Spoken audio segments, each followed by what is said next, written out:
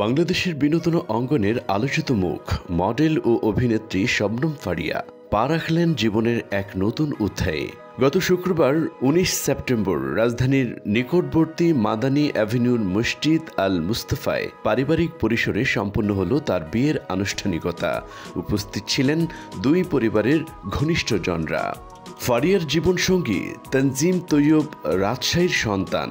তিনি অস্ট্রেলিয়ায় university of south Wales থেকে স্নাতকোত্তর সম্পন্ন করে বর্তমানে দেশের একটি শীর্ষস্থানীয় বেসরকারি ব্যাংক অ্যাসিস্ট্যান্ট ভাইস প্রেসিডেন্ট হিসেবে কর্মরত।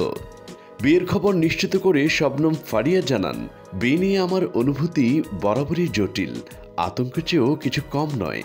ব্যক্তিগত নানা অভিজ্ঞতা আমাকে মনে করিয়ে দিয়েছিল এই অধ্যায় হয়তো আমার জীবনে আর আসবে না।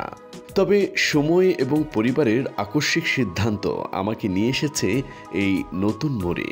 তার একমাত্র ননদ অনুষ্ঠানটিতে থাকতে পারেননি, তবে ভবিষ্যতে সহকর্মী, আত্মীয়স্বজন ও বন্ধুদের নিয়ে একটি বৃহত্তর সংবর্ধনার পরিকল্পনা রয়েছে নবদম্পতির। বিয়েটি ছিল একেবারেই পারিবারিক, ঘরোয়া এবং সরল আয়োজন। ফারিয়ার ভাষায়, আমাদের নতুন যাত্রার জন্য সবার কাছে দোয়া ও শুভকামনা চাই। উল্লেখ্য, এর আগেও ২০১৮ সালে শবনম ফারিয়া বিয়ে করেছিলেন হারুনুর রশিদ অপুকে, তবে সেই সম্পর্কের পরিসমাপ্তি ঘটেছে আগেই। আজ নতুন করে শুরু হলো শবনম ফারিয়ার জীবনের আরেকটি অধ্যায়, নতুন আশা, নতুন স্বপ্ন নিয়ে।